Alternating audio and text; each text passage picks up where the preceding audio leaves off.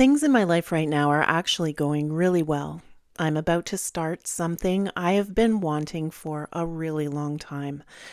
But instead of just feeling excited about it, I notice this part of me scanning ahead, almost waiting for something to go wrong. I can't fully settle into it, and I'm always holding my breath just a little.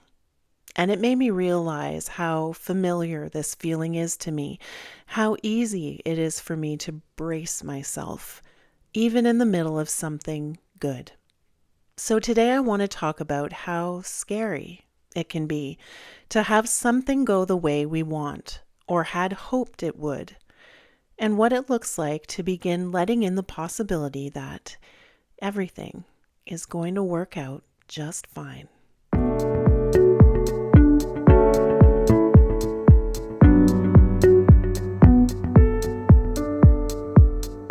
You're listening to the Midlife Plot Twist podcast, and this is episode 29.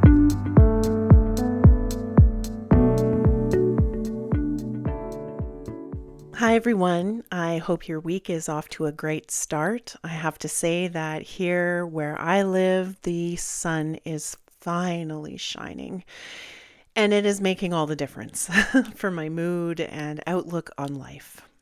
Thank you for tuning in to the Midlife Plot Twist. My name is Jennifer, but you can call me Jen. When I first started this podcast, I asked the question, what if the life you built no longer fits? With the intention of creating episodes that explore what it really takes to let go of old identities and create a midlife that feels true, purposeful, and free. I called this podcast the Midlife Plot Twist because I wanted to express a different take on the midlife crisis that we may or may not be identifying with at this stage. Regardless of what words we use to describe this moment in life, it is one that can be really scary at the same time as exciting and tinged with a hint of grief, too. The first 40-some years of life have served me well. They have not been easy by any stretch of the imagination, but they have set me up for a great plot twist now. I have always wanted to be a therapist, and if you've listened to previous episodes, you'll know that as a child, I wanted to be a writer first, and as a therapist, I wanted to be a therapist second. I think it was grade 7 when I learned what a psychologist is. And I decided that I wanted to help people to not feel alone and to feel heard and to help them with their difficult feelings. I think that's the way that how old are you in grade 7 to 11, something like that, 11-year-old self thought of it. And here I am. I am about to start a master's in social work, which I chose because it is a good route. After looking into different programs, it's a good route for me to go to become a therapist. My program starts next week on Monday, so tune into that episode. And I get access to the course material this coming Friday. So I'm so excited to see what this course is going to be all about and to kind of dig my teeth into it. Is that the right saying? That might not be the saying. Dig my teeth into it? Anyway, so so I'm about to start this MSW. It's something that I've wanted. I am excited. The stars are aligning. My life is moving forward. And instead of pure excitement, I am bracing myself. What if something goes wrong? What if I can't do it? What if something catastrophic happens? What if someone dies? What if, I have all these thoughts going through my mind of what could possibly happen to interrupt this moment in my life that feels so good? It's like I can't fully exhale into it. I am holding my breath. And I have to say, this isn't new for me. This is a familiar internal response that I've had. I realize that this bracing isn't about what's happening right now. This is something I've done for a long time. I scan ahead. Have the feeling of waiting for the other shoe to drop, or I don't feel trusting that these good things are going to last. And as I say that out loud, I think it's so sad. I am doing my very best to just enjoy this moment because it can change at any moment. That's the reality of life. But for now, I am trying to just stay in the present reality of everything and embrace the good things that are happening. So, why am I finding this so difficult? I think that my system, because of my life's experiences and my intergenerational experiences, my system is wired, I think, to anticipate problems, difficulties, danger. I'm also used to living in survival mode and holding everything together. I'm used to having to problem solve and make ends meet. I am not used to the feeling of vulnerability and lack of control that I feel when things are going well. So I don't know if you are someone who's like me and you're used to things going wrong or things being difficult, things going right can, well, they are unfamiliar and they can even feel unsafe. As I'm saying all of this, I'm wondering, what is it that I could do to fully land in the present moment and not anticipate danger, a lack of safety, that sort of thing. And you know what? In this episode, I don't have any I don't have any exercises to do or anything like that. I am in this moment right now, and I know that I should just enjoy this moment and be grateful for it. And I am enjoying it and I am grateful, but I also have this feeling of impending doom. That feeling of impending doom sounds like me saying, what if? What if this? What if that? What if I'll spare you all the what ifs that I come up with, but it's like, what if this doesn't happen? What if this goes wrong? What if I'm hurt? What if I look like a fool? What if this? What if that? But what I said in the introduction is that lately I have been asking myself a different question. Instead of asking, what if, and insert any kind of catastrophe, harm, or hurt in there, I'm asking, what if it all works out? And I'm sure listeners, you have all heard this before where, if you're someone who is used to catastrophizing or like situations or thinking the worst of things, thinking the worst will happen, that we have to start trying to also consider, what if it works out? What if it goes well? What if it goes right? That sort of thing. And this isn't to force positivity onto the situation or to pretend that the fear isn't there.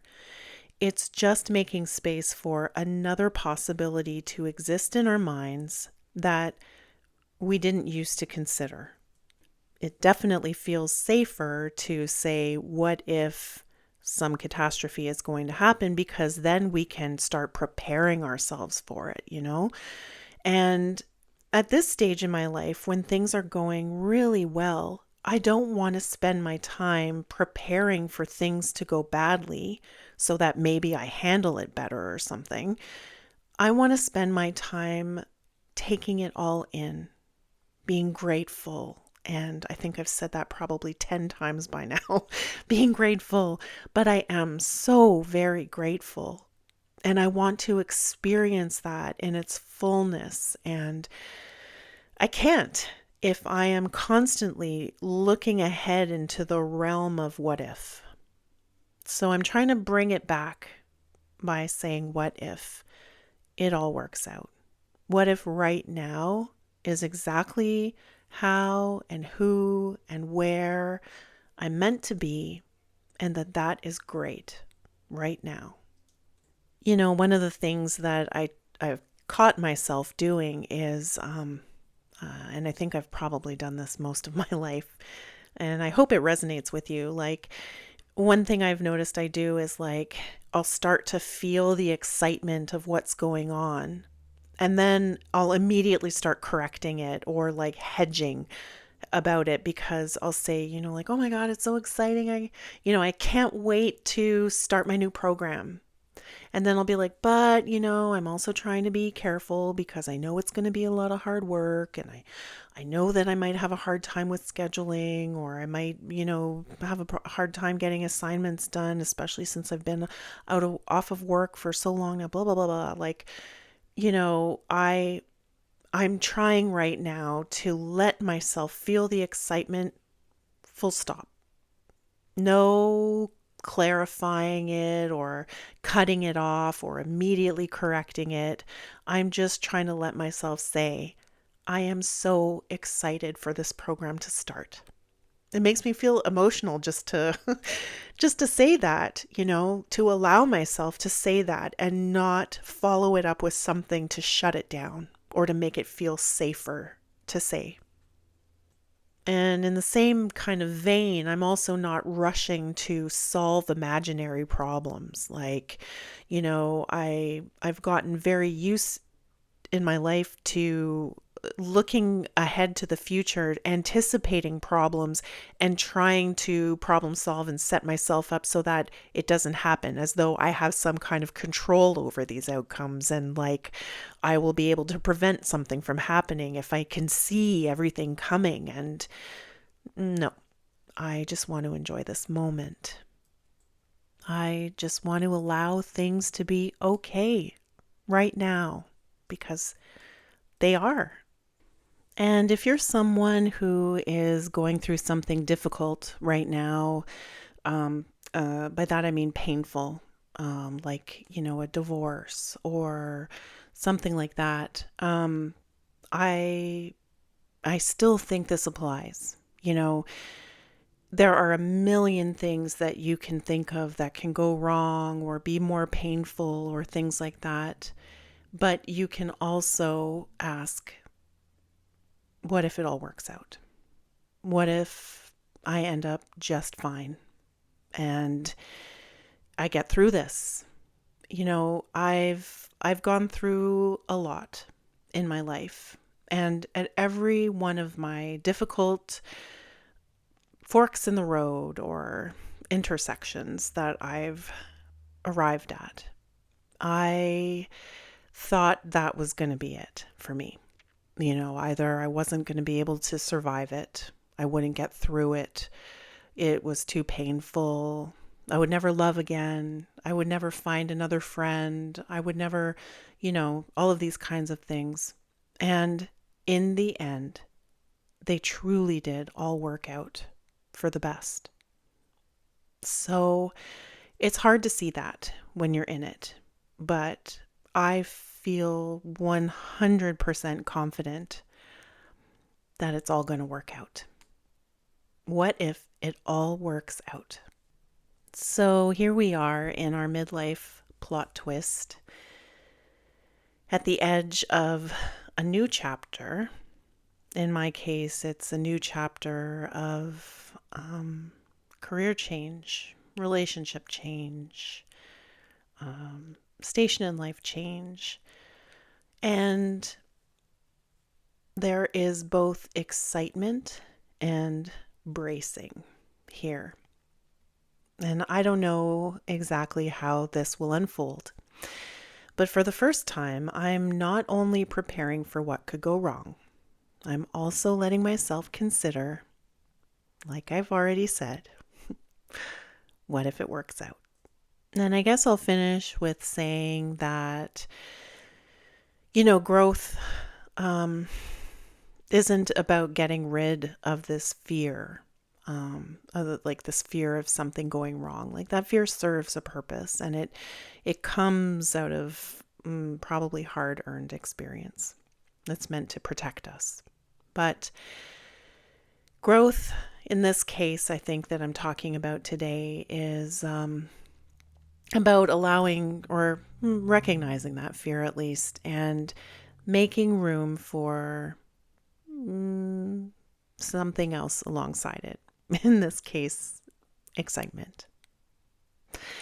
So with that, I think that is all for today. As usual, please follow me on Instagram or on Threads. You can always email me at midlifeplotTwistpodcast@gmail.com. I didn't say on Threads and on Instagram, it's under Midlife Plot Twist Podcast, all one word. And I hope to set up a newsletter sometime soon. So maybe folks will be interested in receiving a newsletter from me. Hopefully. I am going to leave you with that today. So thank you so much for listening. And as always, be well.